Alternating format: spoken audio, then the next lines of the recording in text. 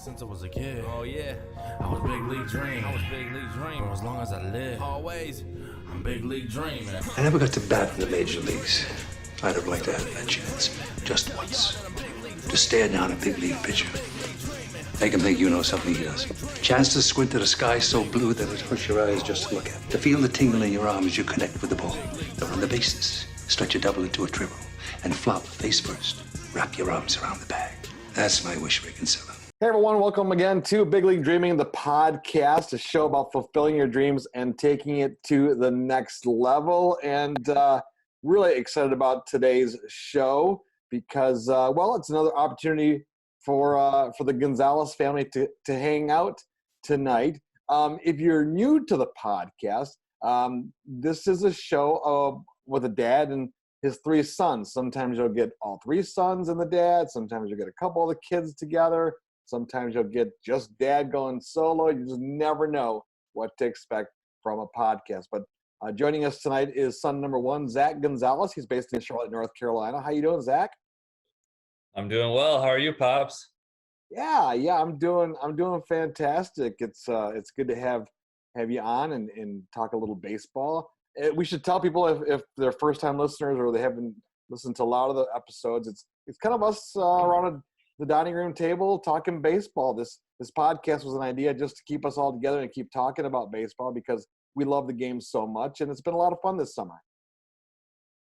Yeah, it has been a lot of fun. I've enjoyed our sessions and getting to talk to different people in baseball.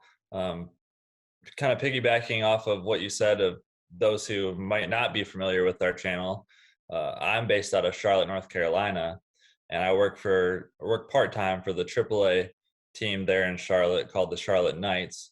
They're AAA for the Chicago White Sox, and I've gotten to meet some great people in that organization and in the press box. I do a couple different duties in the press box. Most often I run the track man, so capturing data for the team, which is how I met our guest today, Dad. All right, well, I will let you introduce our guest. Go ahead, Zach, take it away. Yeah, so we're really happy to have on someone that works, I guess, for the Charlotte Knights, you could say. Name's Jeff Cohen. He writes for FutureSox.com, and he follows Chicago White Sox prospects, specifically the Charlotte Knights. So every game I'm working, he's up there in the press box with me, and love talking baseball with him. And I can say he's a friend now at the end of this season, after all the games sitting up there with him. So really happy to have him on. Jeff, how are you doing tonight? Doing great. It's a thrill to join you and your dad tonight. You know, I was thinking, Zach, if I had a nickel every time I said to you this summer, how hard was that hit? We'd both be retired in some Caribbean island right now. Yep, and I would write it down for you every single time. He did. Yeah, it was a fun season. The Charlotte Knights didn't have the best season as a team, but I feel like they had a lot of guys go up to Chicago this year. You know, I was thinking about the team today. We saw some really poorly played baseball. We saw a lot of baseball games this summer that were not competitive. Yet when you think about the team, they have a ton of excellent players. I mean, they had several like Gavin Sheets and Jake Berger who played in the major leagues this year, but they had several other terrific players like Romy Gonzalez and Andrew Severino and Jimmy Lambert and John Park and on and on and on. And I was almost scratching my head today thinking, how could all of these good baseball players come together to play so poorly? Yeah, I mean, of course, we don't know what goes on in the clubhouse and how cohesive they are as a unit, but to really put some wins together, you feel like you need to play for each other and play as a team. And that's got to be so hard at the AAA level for guys to buy in and play together as a team when you know you're just like one step away. Whereas you see those guys in single A, double A, they're like, all right, I'm going to be here all year. see if I can put up some numbers, move on move up to AA next year. But whereas these guys here in Charlotte, they're just, it could be tomorrow where a guy gets hurt and I'm on a plane tonight to go play in the show. So that's Right. got to be something that they battle with every single day. Yeah, it's got to be a big issue. I asked Wes Helms, the manager of the Knights, about 2/3 of the way through the season. I said, Wes, your team is last out of 20 teams in the International League East in bases on balls. I said, is that your philosophy? Is that the Knights' philosophy, to be so aggressive?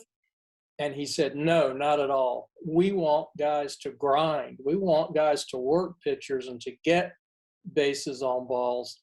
But I think, to your point, they don't listen to them. Walking, in their minds, probably isn't going to get them that call up. But, hitting the ball over the batter's eye, that will get the call up. And we saw that this year, that's for sure. We did. But think about it. Think how many solo home runs we saw. There were rarely guys on base ahead of those home runs. Rarely guys who walked. Well, I tell you what, I am excited to have you on the podcast because, Jeff, I've not had a chance to meet you, and Zach speaks so highly of you. But just to give you a little bit of background about me, I'm a journalist by trade, so I'm going to ask a lot of questions because I don't know much about you and have never met you before. So this show is about big league dreams and taking it to the next level. And you obviously work for FutureSox.com, and you cover the Charlotte Knights, the AAA affiliate of the White Sox. And being baseball fans, being a big baseball family, I'm a baseball fan. And the White Sox kind of have a soft spot in my heart, even though they're the rival of my Detroit Tigers. I did pick Frank Thomas back in my fantasy league back in the 90s when he was in AA Birmingham. And, I drafted him when he was barely, he wasn't even in the major leagues yet. He was still playing in the minors. And then that year I also drafted Juan Gonzalez from the Texas Rangers and went on to win my fantasy league. So I have a soft spot in my heart for the Big Hurt and the Chicago White Sox. But so my question for you, Jeff, is how did you get into this? I mean, what is your background? And, how did you end up working for FutureSox.com? Well, I really stumbled into it. I spent my career doing financial services, marketing, working for banks and mutual fund companies. I retired to Charlotte, and I started playing fantasy baseball a few years ago, speaking of which.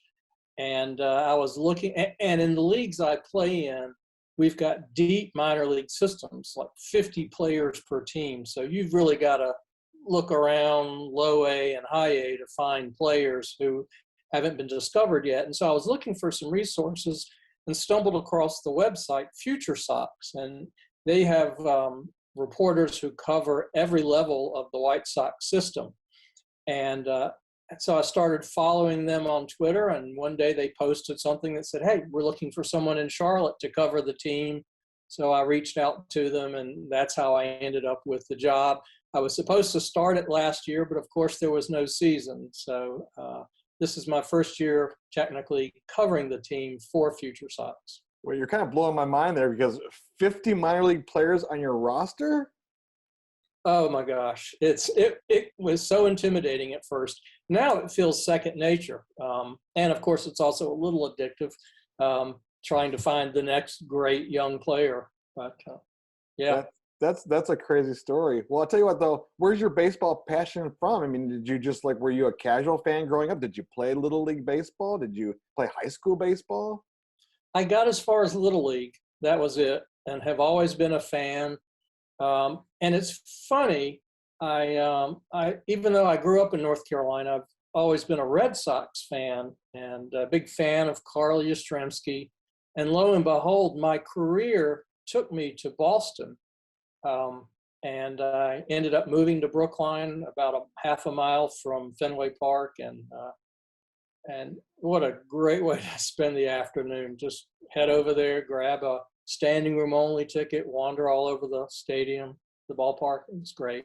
Well, I was a huge Jim Rice, Fred Lynn fan back in the day, So going to Boston. So the youngest son, Zane, that's periodically on the podcast, he is a huge Boston Red Sox fan, and we took a family trip out to the East Coast and went to the Fenway as a family. Zach, you probably remember that. I mean, it was so cool to get your first Fenway experience. Yeah, and as far as Fenway, one of my favorite things about that trip was we went to the Red Sox Tigers game, but the night before they had that minor league that minor league showcase game. It was like the Red Sox, I don't know what it was, Dad. Red Sox AA against the Orioles AA or something like that. Yeah. It was a weird event, and we got tickets to that, and there wasn't many people there, which is very rare for Fenway, right? So we're just like, me, Ty, and Zane, we're just running around the ballpark. There's not many people there. We're going in all these different sections. I think we snuck up into the suite level at one point. Like, we were just all over the place. And to have that kind of experience was really different. Like, because you can take a tour of Fenway, which we did. But to be there during, like, a game where stuff is going on and there's, like, not that many people there, that was really cool. Yeah, it was a great trip. But, Jeff, I think it's really interesting. I mean, you kind of grew up loving baseball and loving the Red Sox. And you never really thought about baseball as a career, or at least something to do, as a hobby. You never thought about it. Well, John, I guess it's a little bit of irony, but when I was in undergraduate school at Chapel Hill, I studied journalism.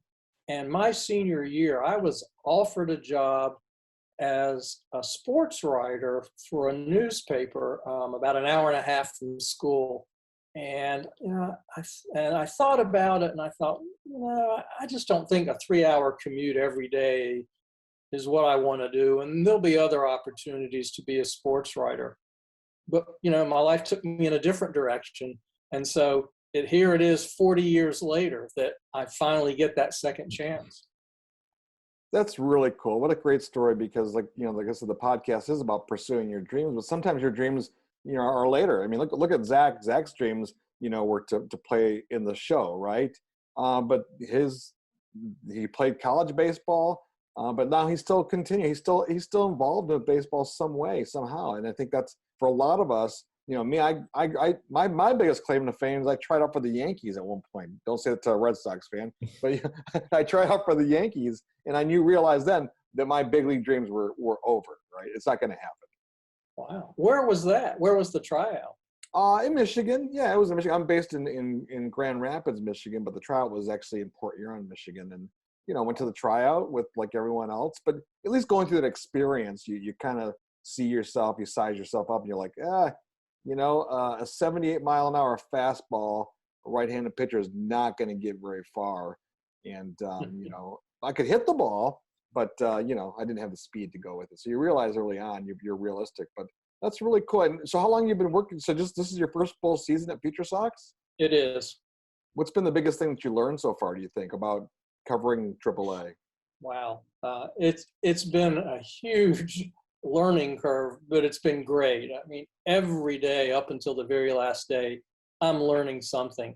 Now, one of the benefits was that in June, for the first time in the season, we were able to go on the field during batting practice and infield practice and talk to the players and coaches in person. And luckily, Wes Helms was managing the team in his first year, and he could not be more accommodating and more patient. I bet I talked to him 50 times this year. And I talked to, all the players, probably Jake Berger, a half dozen times. Everyone was really patient and giving of their time. And every time I talked to one of the players or coaches, I learned something. I talked to a starting pitcher this week, John Park. And I shared the video with Zach when he came into work one night this week. It was just such a cool video of him talking about how he tries to tunnel to different pitches and what he tries to accomplish on the mound. it's great. You know, if you're a baseball nerd, it's just heaven. Zach, what's it been like there? I mean, your first full season helping out and doing some video. I mean, you're like Jeff there, just learning and finding different things from different people.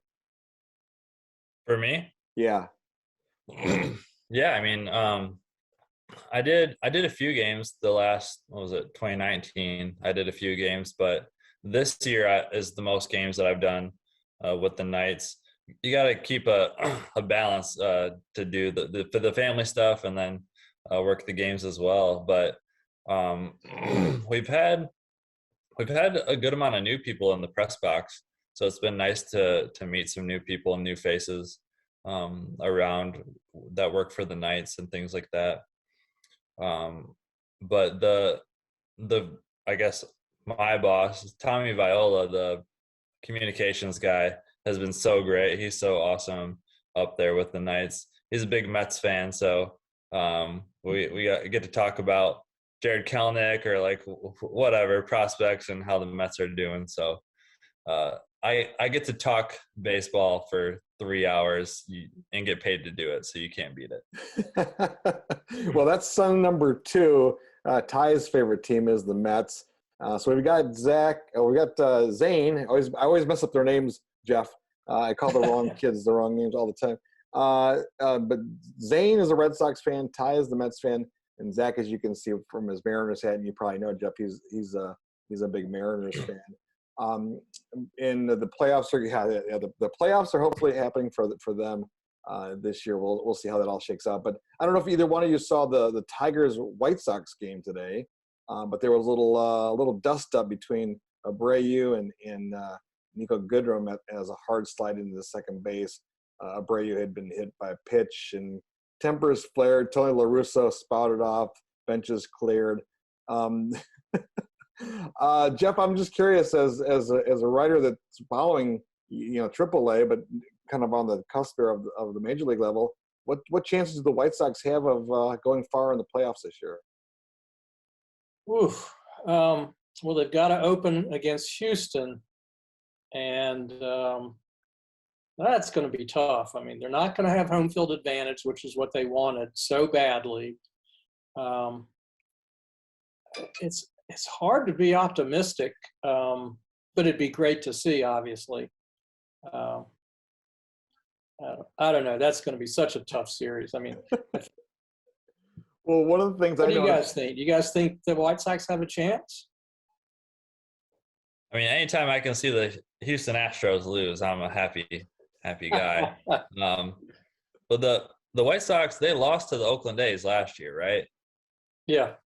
Okay, I remember seeing some of those games in Oakland.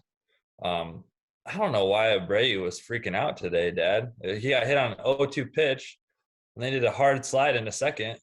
Nico Goodrum was like, backing off, and he just freaks out on him. Yeah, that surprised me too, because Nico is not. I mean, he's a great guy, right? I mean, he's just as cool as can be. But he was like, "Oh, what's going on here?" Right? And Abreu just, I don't know, took offense. He was mad about being hit by the pitch. I think I did like to see kind of like the little edginess, because those teams are going to play each other this weekend in Chicago. So that'll be interesting to see if tempers flare up there. But I would like to see, whether it's for the Tigers or the White Sox, a little fight here, especially going into the playoffs. So maybe it was a way of getting both teams fired up for, a pretty big weekend. With the White Sox, I don't think they have a chance against Houston either. Like Zach says, I'd like to see Houston lose. But I think the White Sox, because they play in the Central, in the American League Central, don't have the benefit of playing some of the other teams. And so I don't know how they're going to fare. I think this is curious, though. I thought I read one of your articles, Jeff, that there will be a taxi squad, right, at the AAA level. So yeah. Who are the players that they identified, and how is it going to work? I talked to Wes Helms about that Sunday, actually, and yesterday, and he doesn't know, or at least wouldn't reveal who the players are, but I think it's easy enough to guess most of them because, you still have to be on the 40-man to actually make a playoff roster. So I imagine it'll be Jimmy Lambert in case they need a spot start, but that's kind of hard to see that happening. Jake Berger, certainly Danny Mendick, possibly Romy Gonzalez again, and certainly a catcher, Sebi Zavala, and then probably at least one reliever. I'm thinking Jace Fry. Yeah. Well, will they continue to work out in Charlotte, or how does that work? They're going to travel with the major league squad, but they're bringing up all three of the coaches from Charlotte to work them out. Great. That's cool. I just was curious how that worked.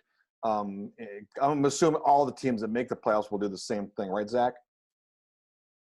Yeah, I'm sure they will. They'll all have their taxi squad, and they'll travel with the team just like they've kind of been doing last year and this year.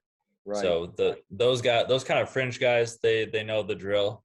It won't be anything too unfamiliar, but it could be really short. It could just be a few days that they have to do that, and then they're at home. So we'll see. We will definitely see. Well, Jeff, I really appreciate you being on the podcast today, and I love your story. How did you pick Charlotte as the place to retire? I grew up in North Carolina. I grew up in a place called High Point, which is about an hour from here.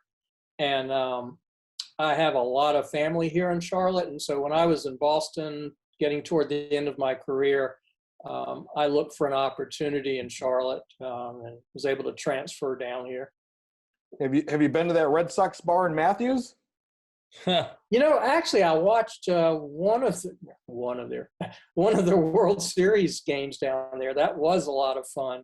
And also, I recently was in Greenville, South Carolina, where which is their High A. I believe it's their High A. And the stadium is a replica of the Fenway. And across the street is the Shoeless Joe Jackson Museum. So that was kind of fun. That is awesome, because I just got back from Greenville and spent some time with Dan Scott. If you're listening to the podcast and you like what you hear, you can go back and listen to Dan Scott talk a little bit about his big league dreams as well. But Zach, you turned me on to the Shoeless Joe Museum. I did. My wife and I went to the Shoeless Joe Museum. We were passing through Greenville, and we saw that, and we stopped in there for a minute. So when my dad said him and mom were going to Greenville for the day, I was like, "Hey, here's the location. You got to pop in for just 10 minutes." And they were there a little bit longer than 10 minutes, but they really enjoyed it. We were there for like 2 hours. We had a great tour guide who took us through every little thing. We were the only ones there, but it's a cool museum and highly recommended. And you're right, that Fenway replica stadium there, it's a beautiful stadium. Right. It is. That was a great interview, by the way. I listened to that when Zach told me you guys had a podcast. That was the episode I listened to, and those were great insights about what differentiates one ball player from another, because they're all so talented. Yeah, and you probably noticed that this year at the AAA level, covering the team every day. I mean, some players are there. I mean, AAA is, like Zach said earlier, is one of the toughest levels, because you got players there that are trying to get there, players on the way down, players just wondering what they're going to do next after this is over, right? Yeah. It really was a fascinating roster in that they had a lot of veterans for emergency use in Chicago, because they were a competitive team this year. But a lot of those guys who were their veteran backups were on the way down, and who knows if they'll get a chance next year or where. And then they also had some really interesting prospects at the same time on the way up. Yeah, I agree. I saw too in the story that you wrote that you're going to end the season in Memphis, and you haven't played Memphis all year? No, Major League Baseball added 10 games to the minor league season, 5 home and 5 road games. And I guess they did it so that they could keep players fresh for the playoff teams, and maybe recover a little bit of revenue too. But it's funny, because of COVID, minor league baseball had the craziest schedule. You only played your geographically closest competitors. So in a 130 game season, the Charlotte team played the Norfolk team 35 times and played the Durham team, which was the best team in all of AAA, 30 times. And it's, I talked to the pitching coach. I said, how do you deal with that? And he says, it's so hard because, maybe you want to bring a lefty in to face a lefty hitter, but you probably brought that same guy in, 3 times already this year. So he's got to pitch him a different way, and that guy's going to adjust to how he's pitching him. He said, so, yeah, it was just a crazy schedule. And then to add, a little bit of irony at the end of it, they said, all right, well, you can go play Memphis for the first time all year after playing all these other teams 36 times each. That's a nice stadium too, right, Zach? What, Norfolk? No, Or Memphis. Durham? Yeah, Memphis. Durham? I've not been to Memphis. Durham yet. Yeah. Memphis was super cool. I love all the brick that they had around. Yeah. Jeff, I was going to say, you said that Durham was one of the best teams in AAA. Maybe that was because they were playing the Knights 30 times. Yeah, I guess it works both ways, doesn't it? No, but Jeff, I wanted to ask you, the Knights home season ended last night. I'm sure you probably haven't even had much time to reflect on this whole season, your first season writing for Future Sox. But say you're in Charlotte again next year with Future Sox and you do this for 2022. I guess what are some things you would do different for next year, if you've thought about it? Well, I have given it a little thought. I guess the big X factor is COVID. Is COVID still around next summer? And if so, how does it impact player and manager and coach access? But assuming we have some level of access, I would like to try and build some closer relationships with players and coaches, and to build their trust in me, and maybe even get them to follow me on Twitter or read my stuff, because I want the feedback. It's not like I really would appreciate their input. Great question, Zach, and great answer. I'm glad you've thought about it, Jeff. Hey, one last thing. What advice would you have for anyone, really? Because someone listening to your story says, you know what, I'm ready to retire, or maybe I'm going to make a change in my career or my life, and maybe I can go back and do this, right? I mean, what advice would you have for someone that's thinking about a career in journalism or a career of maybe in a second part of their life?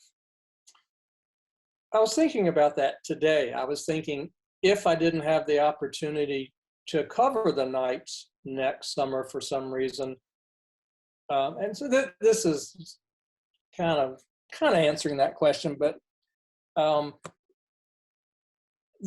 what I didn't realize going into the season is the Knights have a need for a lot of people who know baseball and have an interest in baseball, like Zach, to work TrackMan and to work the clock and to, I don't even know what the job is called, the assistant official scorekeeper.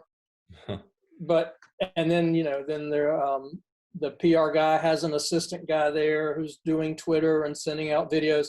So there are a lot of opportunities with the Knights themselves for someone who wants to get into baseball and get into the ballpark and get involved. So even if you can't find a journalism gig, but I would say if you do want to find the journalism gig, that Twitter is probably a good place to start, because there are a lot of outlets and a lot of people who tweet and about baseball and like Future Sox, and they're always looking for additional correspondence.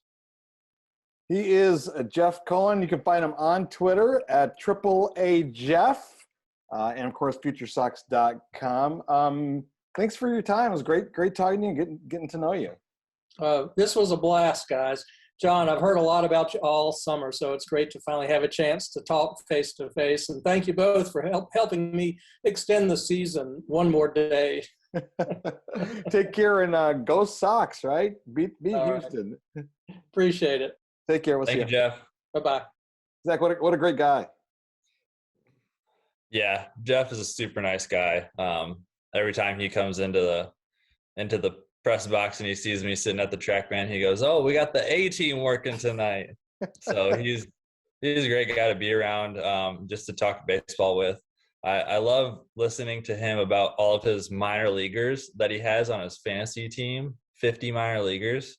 So he'll be like, "Zach, what kind of Seattle Mariners should I be picking up?" And I'll give him a couple names. Oh, they're already on so-and-so's roster. It's crazy. He's on that thing every single day. But yeah, those are the kind of the people that you work with when you work in baseball. People that love it, because if you don't love it, you're gonna be doing something else. But it was a great season working with all those guys in the press box.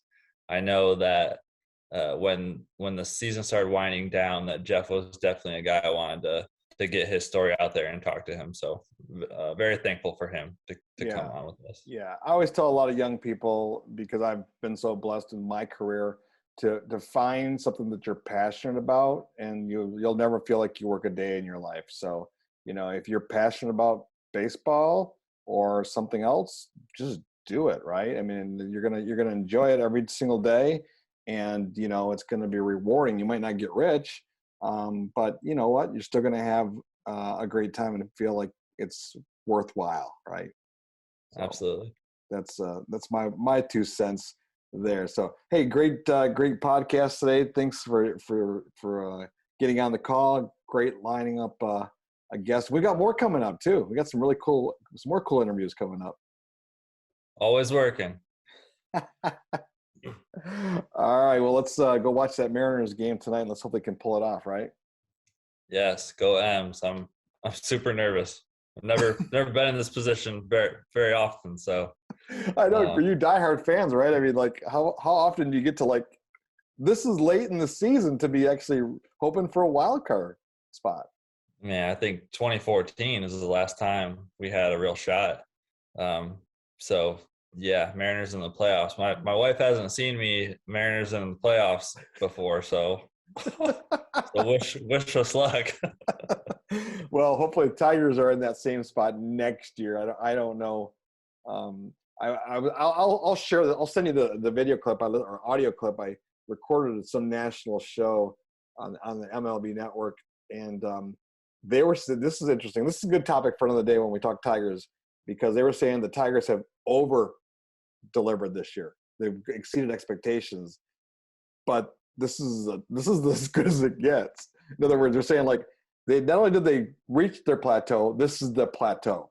It's not going to get better than this. Whoa. Yeah. Yeah, and that's tough too, because once you start seeing some success, you could change your game plan, and if you don't stick to the plan, then that's when poor decisions do happen. That is one thing I'm thankful of for the last 3 years in Seattle, is they didn't give in to anything. They're like, we're sticking with the plan. This is what we want to do. So, I mean, hopefully Detroit has a good future ahead of them. I know people have said a lot of good things because they had such a good year this year, considering what they had to work with. But we'll see. I mean, I feel like they have some good arms in the system. Hopefully they can make something of it. Yeah, the arms have been a little inconsistent, but I think that's pretty normal for young pitchers. We'll just see if the bats can follow through. There's a lot of question marks. Even though I'm a Tigers fan, I still have a lot of question marks in what's going to happen down the road. But anyway, good talking to you. And folks, if you want to listen to more podcasts, check us out. It's Big League Dreaming, the podcast. We're on all the platforms. We're also on YouTube, and you can email us if you have a suggestion for a future guest or a future topic, bigleaguedreaming@gmail.com. Let's see, Ty, where can people get more information? Hey, it's Ty from Big League Dreaming Podcast. Be sure to give us a follow on Twitter @BLDpod. That is @BLDPOD. And we're also on TikTok now as well, so give us a follow @Big League Dreaming. We'd love to connect with you.